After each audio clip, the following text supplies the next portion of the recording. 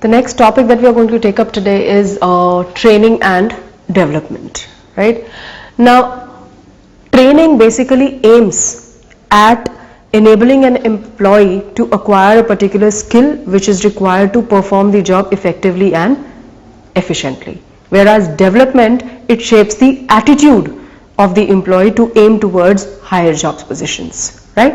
If I was to define training, training is a process of increasing the knowledge, skill and ability of employees for handling the job effectively and efficiently, right? It is not necessary that the employee that you have selected, the person that you have selected for the job, okay, if he is to work on a new kind of a technology or a machinery, right, he first has to be trained as to how to use that particular machinery, right? This is going to reduce any kind of wastages, and this is also going to check accidents which might happen if a person who does not know how to operate that machinery works on the machinery, right? So training is about basically increasing the knowledge, skill and ability of employees for handling the job effectively and efficiently. Whereas development, it seeks to prepare the employee for handling more responsible and challenging jobs and developing their hidden talents. Training is all about shaping up the skills of an employee, and development is about shaping up the attitude of an employee. Sometimes I may not know that I have the leadership qualities, right? But that's a hidden talent that I have, right? But if my superior has noticed that somewhere,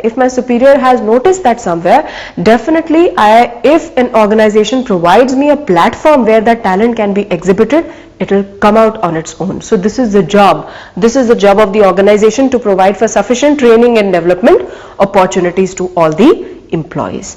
Now, it is not only beneficial for the organization, it is beneficial for the employees as well, both training and development. Let's talk about the benefits of training and development to the organization first. Number one, higher profits. I told you that a well-trained employee, right, who's been given the right amount of training how to handle his job effectively and efficiently, is definitely going to put in the best of his efforts, right? His efficiency is going to improve. As a result, the profits of the organizations are also going to be increased, right? There are going to be less number of wastages, so therefore the profits of the organization are going to be improved. Secondly, it develops future managers. When we talk of development, we are talking of the all-round development of the employees, right? We want them to handle more challenging and more responsible job positions in future, right? So what are we doing when we are training the employees towards that, right? We are developing future managers. Today they are in some other job position, but we want them to hone the skills which are required for higher job positions. Then it reduces employee turnover. Training gives a kind of a satisfaction to the employees that they are abreast with the technological advancements which are taking place, right? So they become more effective and efficient, right? Their keenness to give the best to the organization or to give the best to their job increases. So this reduces absenteeism and employee turnover. They want to stick to the organization because when they know that organization is spending such a huge amount of money on training them to hone the skills which are required, so the loyalty of the employee towards the organization increases, thereby reducing the employee turnover. It minimizes the need for supervision. When you have given the sufficient training to the employee as to how a job is to be handled, right, how a particular task is to be handled, or let's say how a machinery is to be operated, ठीक है, जब training दी जाती है, ठीक है, तो पहले एक सिमुलेटेड एनवायरनमेंट में, राइट, एक डमी मशीनरी पे आप देख लेते हैं that whether the employee is able to handle the machinery single handedly or not, ठीक है. So the need for supervision reduces. We are not saying that no supervision is required after you've trained the employee. थोड़ा सा आपको देखना पड़ेगा जब आप गाड़ी चलाना सीखते हैं, right? After ड्राइविंग कॉलेज से आपने सीख लिया, स्टिल आपको सिंगल हैंडेडली चलाने को नहीं देते हैं. एक दो दिन आपके साथ फिर भी बैठता है ड्राइवर आपकी गाड़ी में देखने के लिए that if you are able to do it properly और नॉट, राइट. बट एक फ्रेश लर्नर के बजाय एक फ्रेश लर्नर, एक fresh an untrained person and a trained person, there is definitely a difference. Untrained person would require supervision at all points of time. A trained person would require supervision for some time and thereafter he can be left alone to handle the job on his own. Effective response to fast changing environment. A trained employee definitely feels more confident and more capable of adapting to the changing needs of the environment which is very dynamic and keeps on changing from time to time. So a trained employee is in a better position to respond to the changes taking place in the environment. Now these are certain benefits that we've talked about, that these are the benefits to the organization, that is if they train their employees, and what are the benefits that an organization is going to have. Now coming to the employees, how are they going to benefit from the training and development? Number one, better career options. We talk about computer softwares, right? हर आए दिन नए नए software आते रहते हैं, right? So anyone who's in the line of computers, it is a prerequisite for him to keep himself abreast with the changes taking place. The newer softwares those softwares that keep coming in, he has to know those softwares, right? So a company, if it is training its employees, जैसे ही कोई नया software आता है, company organizes a training program to train its employees to acquaint them with the new software, right? So definitely if you are abreast with the changes taking place, right, if they are abreast with the changes, if you are updated, right, of all the changes, you definitely stand at a better position, right? You'll have a better career, you'll have better career options, better earning capacity. If you have better career options, right, definitely you will have a better earning capacity also. If you've been trained so as to keep you abreast, so as to keep you updated, you will definitely have better earning capacity. They become more efficient because we completely हमने hit and trial method को हटा दिया है. Training की वजह से hit and trial method is set aside, less amount of wastages, as a result you become more efficient. Increases the morale of the employees.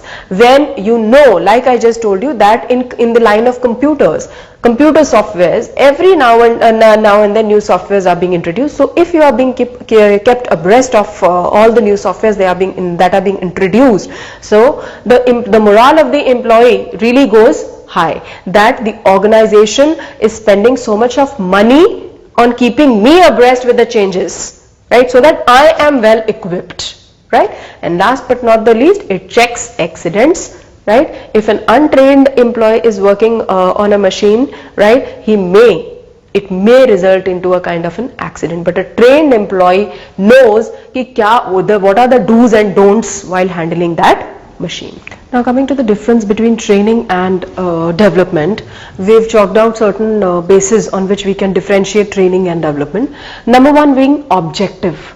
Training basically aims to impart the technical skills, right, which are required to perform a particular job, whereas development aims at imparting technical, human and conceptual skills aiming at the overall all-round development of the employee. Then secondly, about nature, training is more of a job oriented so that he performs his job effectively and efficiently. Development is career oriented so that the employee is able to take up more challenging and more responsible job positions in future. Then level of persons involved, this basically is meant for the non-managerial staff, whereas development is meant for managerial staff. Depth of knowledge which is required, here we are aiming to develop the skills already possessed by the personnel, and in development the aim is to develop the hidden skills and faculties of the employee. Then about initiative, it uses on the job training methods, right?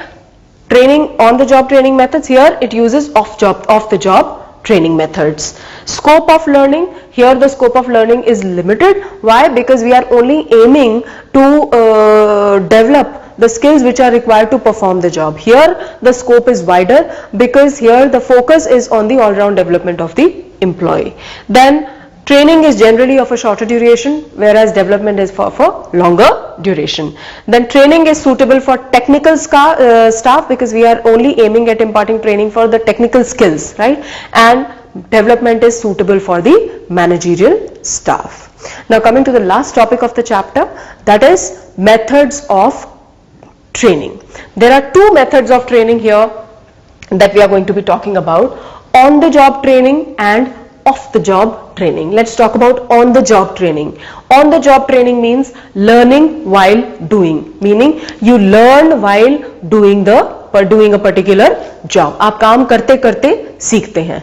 And off the job training is learning before doing. Before you actually start doing that particular job, you have to gain knowledge of that. You have to take training for that, right? Now, as per your syllabus, there are 4 methods of training that you are going to be doing. First one being apprenticeship program. Now under the apprenticeship program, it is a method of training in which the trainee is kept under the guidance of a master trainer. He is kept under the guidance of a master trainer for a particular period of time, that may be for 2 to 5 years, right? It is basically meant for people like if you want to work as an electrician or a plumber, you have to first start working with a master trainer who is an expert in this field. You have to keep assisting him for a while, right? So you learn by observation. You see how he is doing it by helping him out. ठीक है, अपने साथ उसको assistant की तरह लगाया जाता है, right? And while you are in your training period, you will never be given full salary. You will be given less than the experienced employee, right? And after you have been trained for a stipulated period of time, then maybe the organization only absorbs you. Right now, this kind of a training program you would have seen if you go visit these salons, right? You have people working there as helpers. You have people working there as helpers who help them out, right? So they are learning by doing. पहले छोटे छोटे काम उनको देके उनको सिखाया जाता है. Then after the master trainer is sure that he has learned the entire job nice and proper, then he is absorbed by the organization and is paid a full salary. Now, similar to the apprenticeship program, which is more of technical, this is meant for the technical workforce, we come to internship training. ठीक है, internship training में क्या होता है? All these educational institutions, you know, they tie up with the big business houses, wherein their students are going to learn the practical application of the theoretical knowledge that they are imparting.